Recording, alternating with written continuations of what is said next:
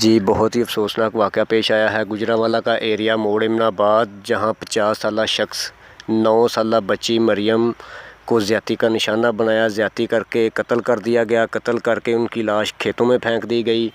लाश मिलने के बाद वर्षा का एहतजाज, रोड ब्लॉक कर दिया गया। रोड ब्लॉक करके उनका एक ही मुतालबा था कि मुल्ज़म तो गिरफ़्तार हो चुका है, लेकिन इनको सरेआम फांसी दी जाए। जी मज़ीद ख़बरों और अपडेट्स के लिए लिंक विज़िट कीजिए www.facebook.com/shahnewshd। देखते रहिए शान न्यूज़ HD।